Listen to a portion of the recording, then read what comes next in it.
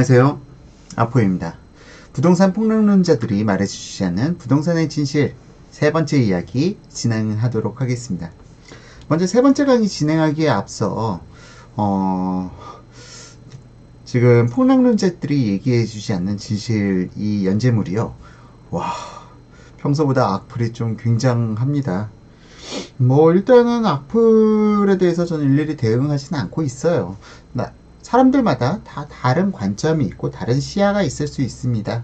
그런 거에 대해서 전 크게 개념치 않고요. 오히려 전 반대적인 주장들을 갖다가 전 환영합니다. 저를 갖다가 디벨롭 시킬 수 있는 분들은 저를 갖다가 응원해 주시고 그런 덧글들보다는 반론의 덧글을 통해서 이분들의 입장 그리고 이분들의 생각 그런 부분들을 갖다 논리적으로 더 공부를 하게 되거든요. 그렇다고 좀 최근엔 균형점이 무너졌어요. 응원하는 분들보다는 좀 그러니까 비판이 아니라 비난성 댓글들이 너무 많아지다 보니까 기운이 좀 빠지기도 합니다. 좀 강의가 도움이 되셨다 싶으시면 응원의 댓글 그리고 좋아요 신청 그리고 구독 신청 꼭 잊지 말아 주시고요. 그리고 제 강의는 지금 주택을 갖다가 매도할 계획을 가지고 계시거나 아니면 매수할 계획을 가지고 계신 분들 아니시라면은 제 강의 내용이 좀 여러분들께 상처를 드릴 수가 있습니다. 만약 그냥 호기심에 들어왔다 싶으신 분들은 뒤로 가기 버튼 눌러주시길 정중하게 부탁드리겠습니다. 자, 첫 번째 강의 먼저 말씀을 드릴게요. 첫 번째 강의에서는 제가 대한민국 주택가격 싸다 하면서 OECD 사례와 비교해서 물가 상승률만큼도 상승하지 못하고 있다 라고 제가 첫 번째 강의 대한민국 주택가격 너무도 싸다 라는 강의 주제로 진행을 했었는데요. 그와 관련돼 가지고 오늘 재밌게도 한국감정원에서 좀 재밌는 발표가 있었습니다. 자, 보시면요. 네이버에서 아파트 값 누르시면요. 지금 첫 번째 기사 전국 아파트 값 물가 상승률보다 덜 올랐다. 실질 가격 하락. 이라는 기사가 딱 뜨죠. 이걸 눌러서 들어가 보게 되면은 지난해 실질 아파트값 장단기 평균 웃도는 곳은 강남이 유일, 한국감정원 과잉 유동성의 글로벌 집값 상승, 서울 큰 우려 수준 아니야 라고 밝혔습니다.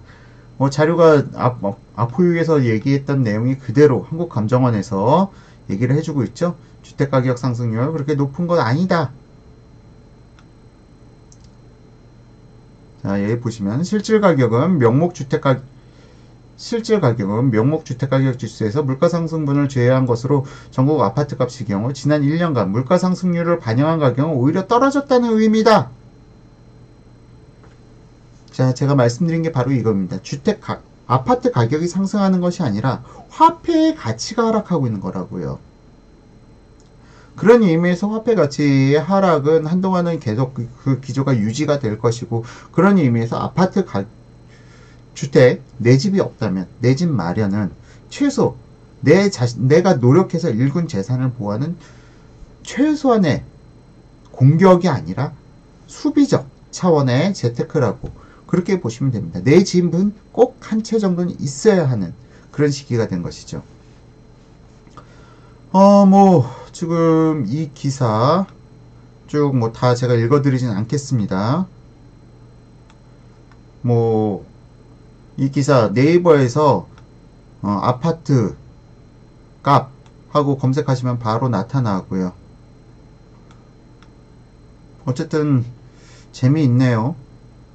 이런 기사가 나온다는 것이 사실은 이런 내용을 갖다가 왜 갑자기 이런 기사가 나왔을까 좀 의구심이 들기도 하지만, 사실상 이런 정보가 갑자기 툭 튀어나온 게 아니에요. 이미 정보에 빠르신 분들, 정보를 분석하신 분들은 대부분 다 알고 있는 내용들이에요. 제 강의 내용이 되게 유별난 강의를 하는 게 아닙니다. 평범한 정보라는 게 있어요. 아주 평범한 정보를 갖다 전 여러분들께 제공해 드린 거고요. 여기서 우리나라 사람들이 받아들이는 정보는 상당히 저급한 정보에 익숙해져 있는 것 뿐이죠. 평범한 정보의 수준은 이 정도 수준입니다. 그냥 아포유가 유별나게 뭐 뛰어나다 뭐 그런 사람 아니고요. 실질적으로 정보가 너무 저급한 정보들이 우리 사회 저변에 깔려 있다. 그리고 대중은 여기에 맞추되어 있다. 그렇게 보시면 될 것 같습니다. 그리고 지금 이걸 갖다가 제가 다음 주제로 넘어가기에 앞서 야, 그럼 물가 상승률만큼도 집값이 안 올랐으면 실제 집값은 하락하고 있는 거 아니냐? 라고, 그럼 집을 지금 사면 안 되는 거 아니냐? 그렇게 반론을 갖다 제기해 주신 분이 있어요. 그렇다면은 여러분께서 이걸 갖다가 은행에다 쟁겨놓고 화폐를 은행에 쟁겨놨다고 생각해 보시죠. 은행에서 주는 금리보다는 아파트 가격 상승률이 훨씬 높다. 다음, 뭐 펀드, 뭐 예를 들어서 뭐 금펀드라든가 그런 건 모르겠습니다만 기타 펀드를 갖다가 넣으셨다 하더라도 웬만한 펀드가 아파트 가격 상승률보다 높지는 않습니다. 아파트 가격, 절대 가격은 상승한 게 맞아요. 물가 상승률 대비해서 높지 않다는 것 뿐이죠. 자, 그리고 한 가지 더. 아파트 가격이 어디는 상승하고 어디는 하락했단 말이죠. 어디는 엄청난 폭등을 거쳤고 어디는 그대로예요. 지금 사람들이 제 방송을 보고 화가 나신 분들은 어떤 분들이냐? 위에 오른 것만 보는 거죠. 일반적인 아파트 가격은 그렇게 많이 상승하지 않았다. 특정 단지에 대해서 상승률이 상당히 높아진 겁니다. 특정 단지, 특정 지역, 그리고 특정 상품, 이 부분에 사람들이 몰린 거죠. 이걸 양극화라고 해야죠. 그러니까 집값은 오르지 않은 게 맞아요. 집값은 오르지 않은 게 맞고요. 양극화가 심해졌다는 게 정확한 표현입니다. 자, 그러면은 이제 본격적으로 양극화 어디서부터 시작됐는지, 대한민국 부동산 주택가격 양극화가 어디서부터 시작됐는지부터 저와 함께 살펴보시도록 하겠습니다.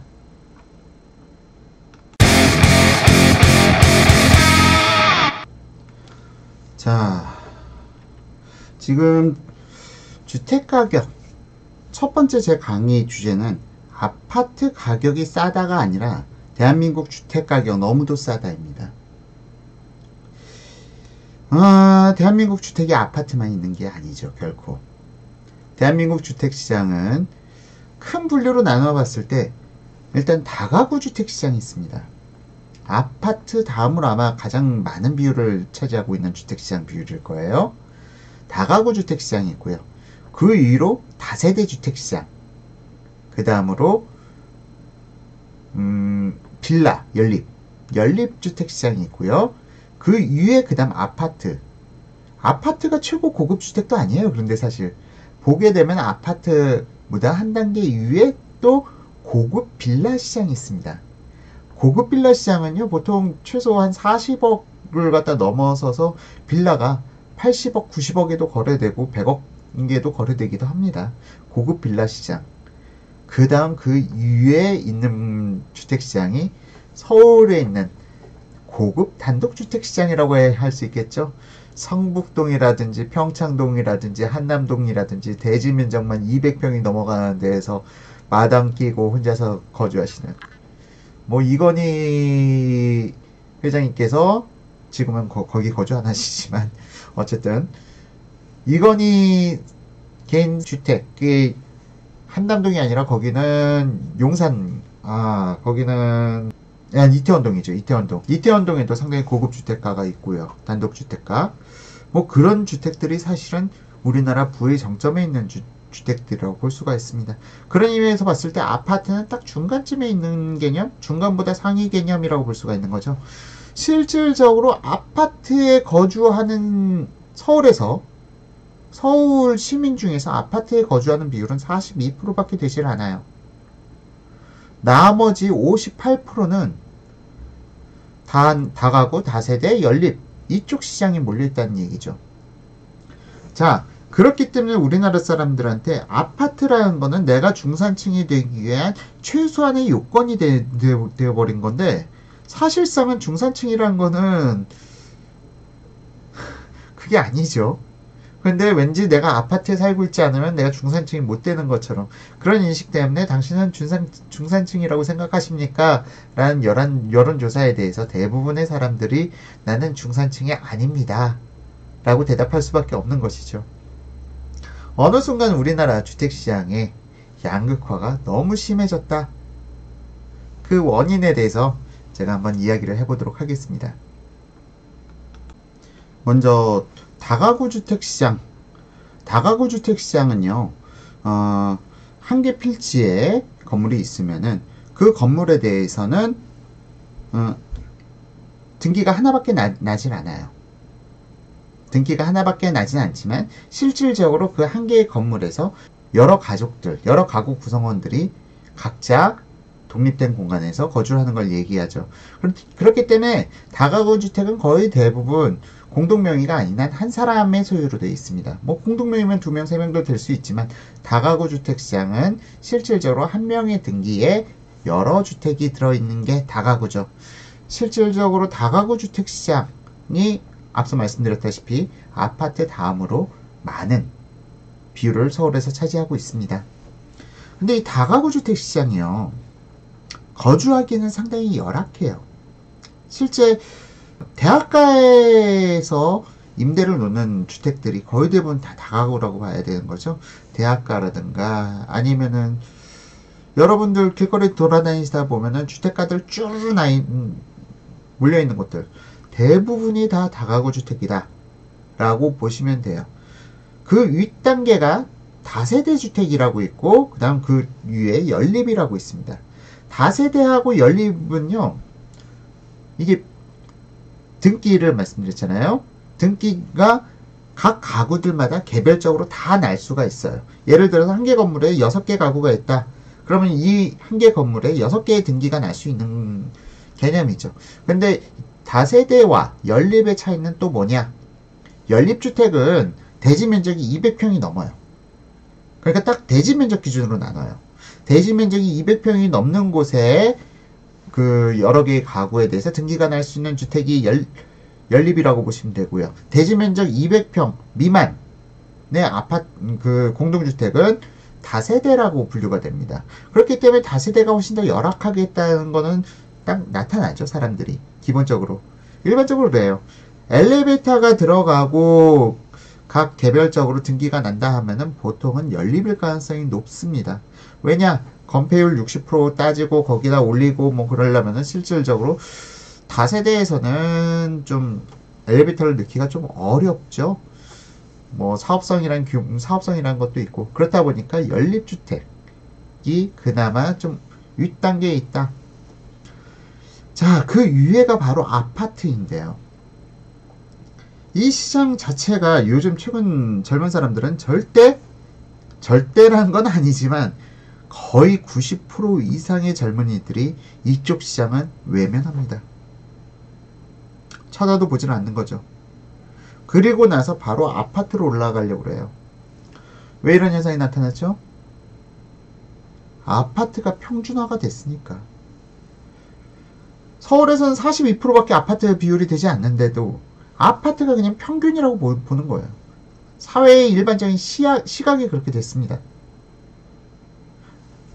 그렇기 때문에 젊은 사람들이 어떻게든 아파트에서 시작하려고 하고 그런 사회적인 부분이 나타나다 보니까 이쪽 밑에 연립 다세대 다가구는 다 무너지는 거죠. 그리고 이런 현상을 갖다가 부추긴 게 사실은 정부의 임대주택 정책이라고도 볼 수가 있어요.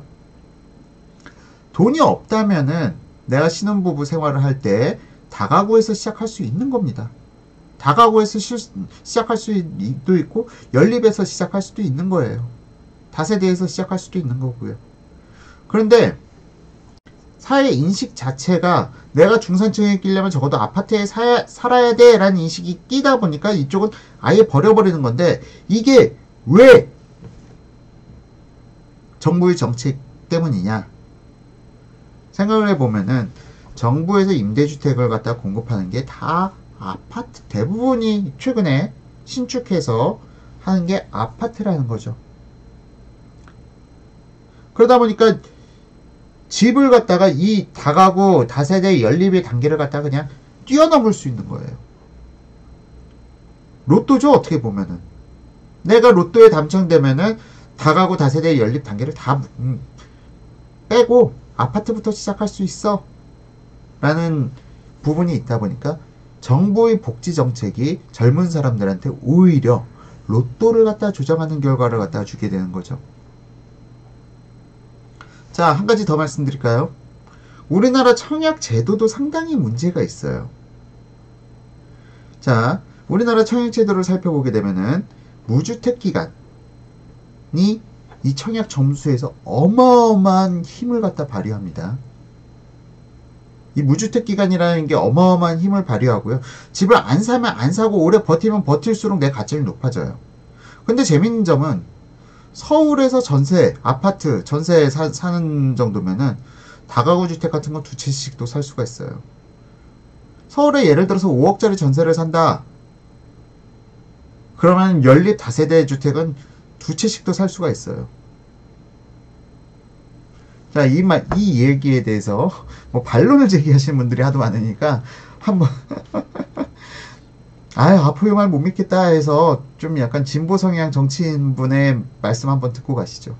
우리나라 사람들이 너무 아파트만 좋아하는 거 저는 정말 이상하다고 생각하거든요. 네. 아파트만 좋아해요. 근데 땅의 지분도 높고 그런 그 옆에 있는 연립주택은 훨씬 더 나중에 보면 더 좋을 것 같은데 우리는 연립주택 빌라는 너무 싸요. 어이없이 싸요. 근데 왜 싸냐 했더니 이거는 사봤자 오르지 않는다는 거예요. 자, 보시면은 재밌는 말씀 하시죠.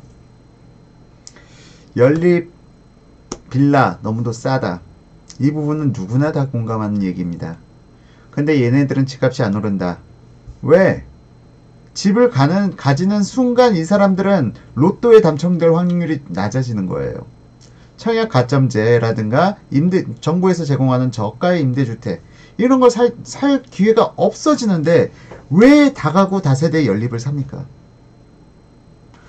저도 제 주변에 누군가 저한테 얘기를 하면은 집값이 너무 올라서 죽겠어요. 연립 빌라라도 살까요? No. 하지 마세요. 라고 얘기를 합니다. 잘못됐죠. 제가 그런 얘기를 하면 안 되죠. 주택시장이라는 게 사실은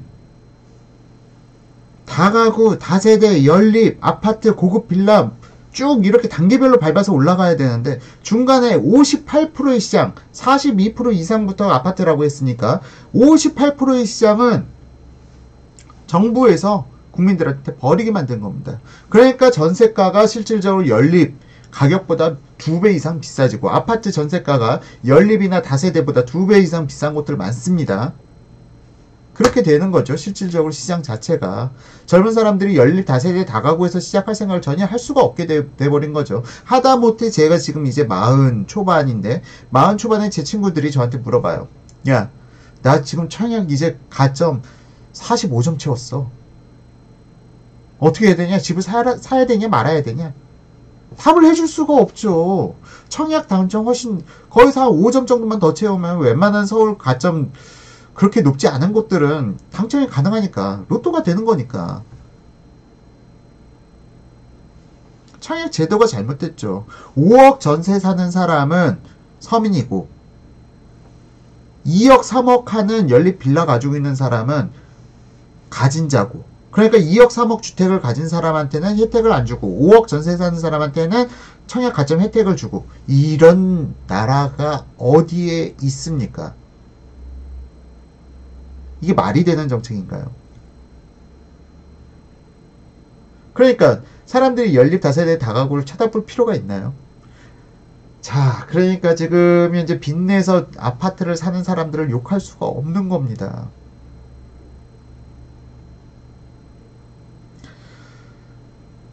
누구들은 그냥 로또로 아파트 바로 올라타는데 뭐하러 다가구 다세대 연립 이런 쪽에서 고생을 합니까? 누군가 저한테 이런 반론을 제기할 수 있어요. 당신은 그런 말을 할 자격이 있나요? 당신은 아파트부터 시작했을 거 아니에요? 아니요. 서울 아파트 전세 가격 구할 돈이 없어서 다가구 주택에서 시작했어요. 난곡사거리, 뭐 위치도 좋은데 아니에요. 강남 아니에요. 관악구에 난곡사거리 그쪽에 다가구 주택에서 시작했습니다. 이렇게 밟아가면서 점점 부를 쌓아가는 재미를 느껴야 되는데 정부의 과도한 복지 정책은 오히려 젊은이들한테 의욕을 갖다 없애버리는 거죠. 누구는 아파트 좋은 줄 몰라서 안 사는 게 아니죠. 저도 아파트 좋은 줄 아는데 여기 대출받아서 빚 내고 사느니 차라리 다가구에서 시작하자. 이런 생각을 갖다 가지는 사람들이 많아져야만 이게 건강한 사회 아닐까요? 근데 정부에서는 계속 야, 집 사지 마. 집 살 필요 없어. 그냥 아파트부터 시작할 수 있게 정부가 다 책임져 줄게. 이게 말이 되는 정책이냐는 거죠. 그렇기 때문에 우리나라 삶에 지금 사람들이 생각하기에는 너무 멀어진 격차라고 생각하게 되는 겁니다. 왜? 연립 다세대 사봤자 꿈과 희망이 없으니까. 1가구 2주택 이것도 사실상 또 하나의 발목을 잡고 있는 정책이에요. 다가구 주택이라는 다세대 연립을 가지고 있게 되면은 이쪽 시장은 내가 1가구 2주택자에 묶여버리게 된다는 거죠. 철저히 더 외면해야죠. 철저히 좋은 상품만 찾아가야 되는 거죠. 그렇기 때문에 양극화가 발생되는 거죠. 정부의 청약 제도 자체도 잘못됐고 임대주택 부분도 잘못되어 있는 거예요. 어떻게 봤을 때. 그러니까 서울 기준으로 해서 58% 아파트에 거주하지 못하는 58%의 국민은 나는 저소득층이야. 노력해도 안 돼. 라는 괴멸감에 빠질 수 있는 거죠. 자, 그런데 이런 인식 자체가 지금 현 정부에서 계속 복지, 아파트, 공공임대, 공공분양 그런 걸 늘려가면 늘려갈수록 연립 다세대 다가구 시장은 괴멸됩니다. 이쪽 시장은 희망이 없죠. 꿈과 희망이 없는 사회를 갖다가 지금 만들고 있는 게 어쩌면은 현 정부의 복지 포퓰리즘이다 라고 볼 수 있는 거예요. 왜 다가구 주택에서 시작 못합니까? 물론 힘들어요. 제가 살던 집이요? 제가 다가구 살던 집이요? 도로변도 아니고 이면 도로 부분이어가지고 저희 집에서 손바닥 딱 내밀면은 맞은편 집 분이랑 손이 마주칠 수 있는 거리예요. 1m? 거리가 1m는 좀 더 됐을까요? 그런 주택에서도 살아야죠. 돈이 없으면. 그리고 차근차근 단계를 밟아가야죠. 다가구, 다세대, 연립, 빌라 이쪽 시장도 살아갈 수 있게 정부가 이쪽 시장에다가도 혜택을 줘야 되는 거죠. 예를 들어서 5억 전세 사는 사람보다 3억 연립주택 가지고 있는 사람, 2억 연립주택 가지고 있는 사람이 훨씬 더 가난한 사람이에요. 근데 이 사람들은 청약에 있어서 불리한 여건을 받아요. 그리고 5억 전세 사는 사람은 청약에 있어서 무주택 기간이 길어지면 길어질수록 이 사람들은 또 로또에 당첨될 확률이 있는 거죠. 그러니까 이런 정책 자체가 사회 양극화를 갖다 정부가 오히려 조장하고 있다. 이 부분에 대해서는 좀 부정하긴 좀 어려우실 것 같아요. 자, 그런데 이런 사회적 인식 앞으로 어떻게 될까요? 현 정부에서는 절대 이런 복지 포퓰리즘을 끊어내지는 않을 겁니다. 그리고 연립 다세대 다가구 시장이 주택가격이 상승하는 거에 대해서 겁나가지고라도 계속 연립 다세대 다가구 시장 묶어놓을 거예요. 이 사람들은 계속 가난한 사람이 될 겁니다. 자, 사람들은 다 어디에 몰릴까요? 아파트에 몰리겠죠. 그러니까 그런데 정부에서 지금 최근에 또다시 지금 재건축에 대해서 연도를 갖다가 30년, 과거에 40년이었던 걸 30년으로 줄였던 걸 갖다가 다시 40년으로 늘린다라고 하고 있단 말이에요. 재건축하게 되면 아파트가 최소한 뭐 130, 140, 뭐 많게는 150%까지 늘어나는 곳들도 있어요. 그렇기 때문에 신규 분양분이 발생돼 가지고 아파트 기존 조합원들이 아파트를 갖다가 분양받고 조합원 분양분이라고 하죠. 나머지 남는 50%, 30%, 20% 물량을 갖다 일반 분양에서 공급해서 아파트의 수를 갖다 늘려나가는 거죠. 그런 정책을 정부에서 또 막는다? 자, 그렇다면 어떻게 될까요? 대중이 원하는 주택은 아파트인데 서울의 아파트는 42% 비율밖에 없고 근데 거래는 아파트 시장만 되고 그럼 아파트 공급량을 늘려야 되는 게 정상인의 사고 방식인데 집값 오른다고 재건축을 갖다 또 규제를 해요. 다시 40년 연한돼야 재건축 가능하게 해주겠다고 해요. 아파트가 늘어날 수 있는 기회를 갖다 오히려 정부가 막아버리는 거죠. 그렇게 된다면 특히 우리나라 웬만큼 교통 좋고 입지 좋은 데는 이미 아파트가 들어서 있어요. 이 아파트 시장 공급을 갖다 줄이겠다? 지금 집값이 오르는 곳은 입지가 좋고 새 아파트 위주로 오르고 있어요. 근데 이제 또 재건축을 막겠다? 그럼 새 아파트가 또 희소성의 가치를 갖죠?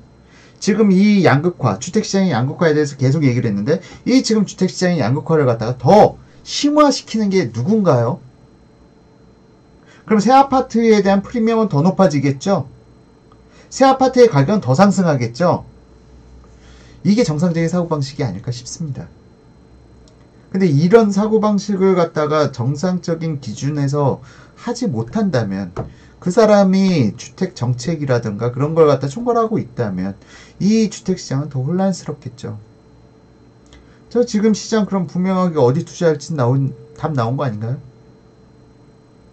다만 지금 제가 2017년, 18년 2017년 지나갔으니까 2018년, 19년 입주 물량 많다고 말씀드렸죠.